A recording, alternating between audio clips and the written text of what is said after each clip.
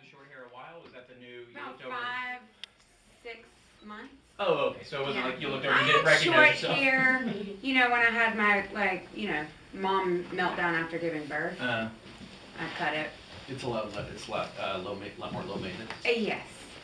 It's, my son didn't really give a damn about me fixing my hair and blowing it out, so it's much easier. How's Desi?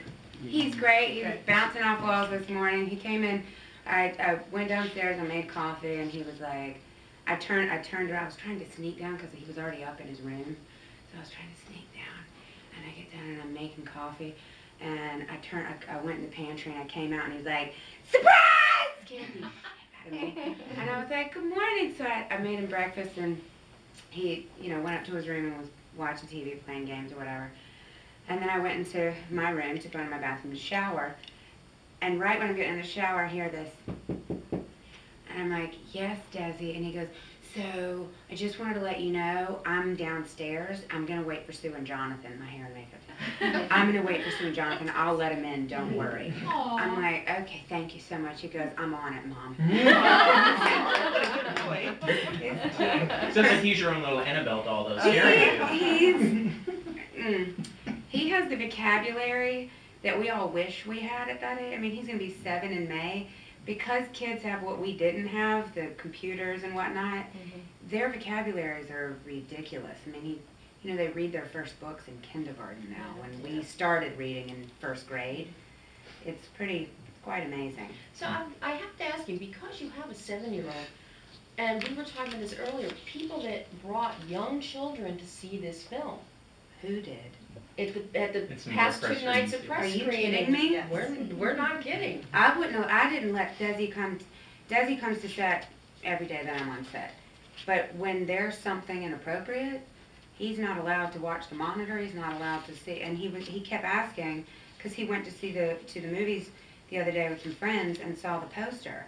And he was like, that's my mom, that's my, you know, very, like, really excited. And when he came home, he said, are you going to let me see it? You know, I'm old enough, I won't be scared anymore, because he thinks it's literally a scary movie. But he knows I do comedy.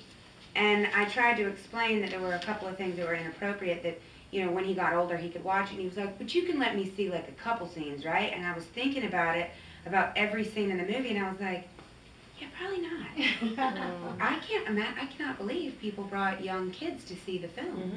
Yeah. I mean, the rating alone should tell you no. Yeah. I think it's, you know, it's like they try to bring in general audience sometimes, and it's kind of free tickets, and they're like, yeah, why not? We'll go with But the kids. it's And we're the like, parents' oh, boy. obligation to make sure their children isn't seeing something inappropriate for the age, you know? Is it tough? Up in the morning at the crack and go, Mom, Safari's not working. So then you have to turn it back on again, and it's like defeats the purpose. You have to like really watch them while they're doing it. So I have to ask, how does your style of bringing up your kids compare to Megan's style? Oh, night and day. Right. I pay attention. She didn't pay attention. She's sort of oblivious. She's completely oblivious. Right. But the whole idea behind the character is that I'm playing a stereotypical, not just stereotypical white woman, but stereotypical like soccer mom who thinks her children are perfect and that you're supposed to let them be, and she thinks she's progressive. So aside from feeding her children organic food, which I think we took out actually, but aside from trying to do everything that everybody says to do nowadays, it's really, she just thinks that you're supposed to let them be and let them figure their own way. And the idea is that as a parent, you're supposed to guide them, figure out what they like and what they love, what they're good at, and help guide them in that direction.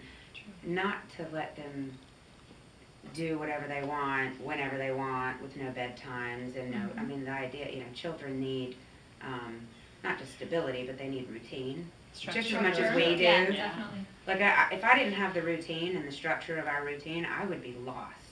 That's like, it's like a clock for me, I really need it just as much as my child does, I think. So now, what is it about, because you've been friends with Marlon for a while. Yeah, 15 years. So what is it about his comedy, and this particular kind of comedy? Because this goes lewd, crude, rude, obscenely hysterical. You cover every gamut. What is it that speaks to Jamie as Jamie the comedian and actress as opposed to Jamie the mom? Okay. That's a big deal though, separating Jamie the mom and me. And it took me years to figure that out. I think it takes any new mom years to figure out how to balance anything, and that's still a work in progress. Always is. For me, comedy is about having no inhibitions, pushing the envelope, making people uncomfortable sometimes. You know, we even though this is a spoof on scary movies, or, you know, haunted horror films, whatever, we still scare you. We still scare the audience, and then 2 seconds later you're laughing your ass off because you realize, oh my God, that's in every horror film I've ever seen, and they're making fun of it, and I just got scared again, even though it was blatantly put out there that how ridiculous that is, and it's in every film, you know. For me, I love that Marlon is unafraid to push the envelope. I love making fun of stereotypes because I think it's so ridiculous. It is not the 50s anymore. You know, we're allowed to be who we want to be, you know, and different. And I mean, as far as, you know, interracial relationships go, for instance, I'm the queen of playing the one that dates anybody that isn't my color.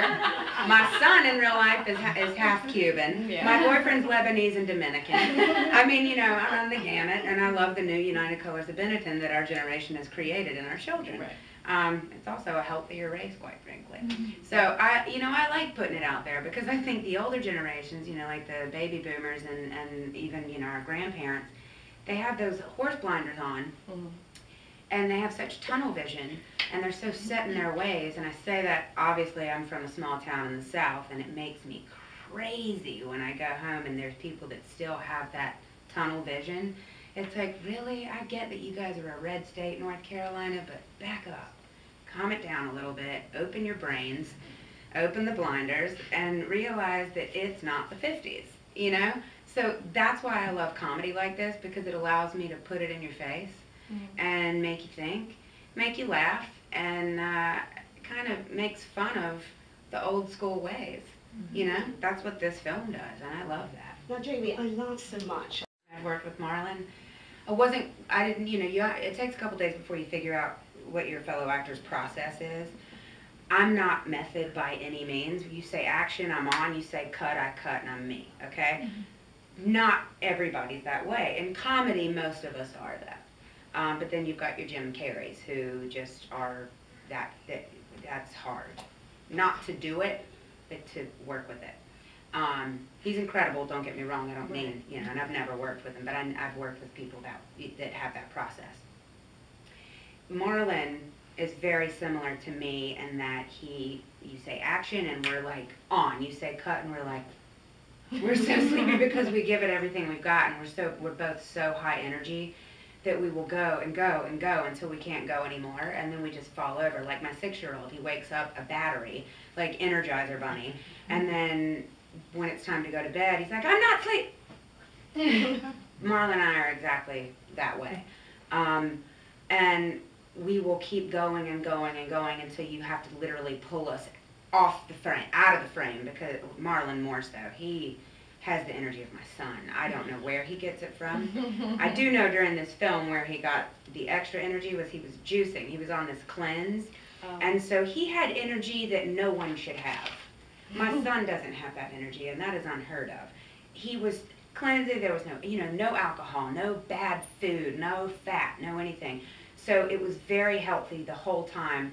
I was very proud of him for being able to do it, because Lord knows at the end of the day, once in a while you need a Corona Light.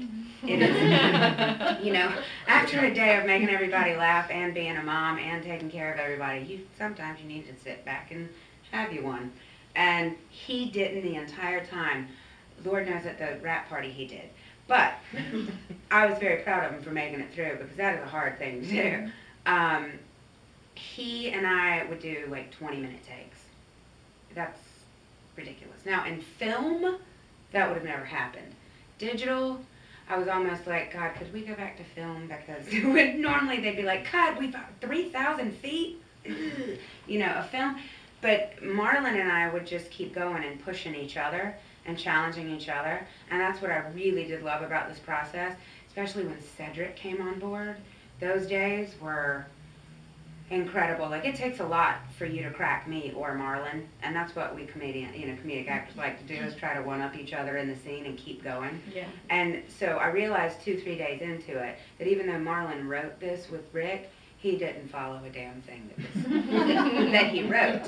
So I finally was like, okay, quit killing yourself, quit learning your lines, realize this is what you're shooting tomorrow, this scene. It's kind of like Curb Your Enthusiasm. Yeah. You know what I mean? Like, you have the structure, you know you're going to be playing inside of this box, and it's about this. You have this space to work within, and you got to get from point A to B, and now action. And so then it's great, because if you know your character, you just, improv's all about hearing the other actor that you're working with. You hear what they have to say, just like in a normal conversation, like right now.